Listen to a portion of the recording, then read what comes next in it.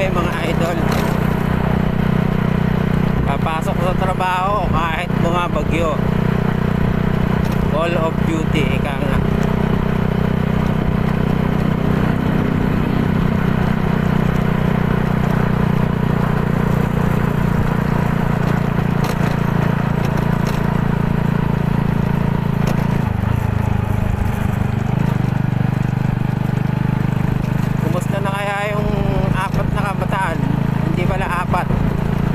Kabataan kasi yung isang motor doon may angkas. Kumusta na kaya sila yung 5 kabataang naliligaw ng landas? Kanina kasi hindi nakaset up yung camera ko kasi umuulan, wala namang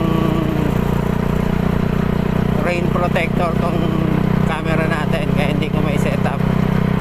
Minadaanan ako kaninang 4 na kabataan sa ilalim ng tulay ng Santa Maria. Naliligaw sila. Yung pala pupunta sila ng Marilao. Niligaw sila nung Waze.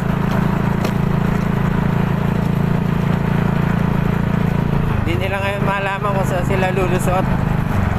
Yung Waze nila sa ibabaw ng tulay dapat sila dadaan, napunta sila sa ilalim. Kaya sabi ko, huwag na kayong bumalik, sumunod na lang kayo sa akin, tuturo ko sa inyo yung papuntang Marilao. Ngayon tinanong ko sila kung mga taga saan parang sabi nung isa taga Batya. Tapos sabi nung isa, ang inaanap daw talaga nila papuntang papuntang SM Marilao. Kaya lang siguro nag-way sila galing Batya, dinaan sila doon sa looban.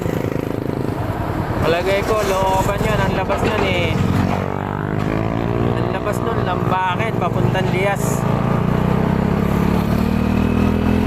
Kaya lang di nila kabisado, tapos gabi na, madilim na yung daan. Kaya sabi ko kanina, pagdating doon sa may paglagpas namin ng bayan ng Santa Maria, sabi ko lumabas na sila ng Philippine Arena. Ayun, hinahanap nga daw nila yung Philippine Arena.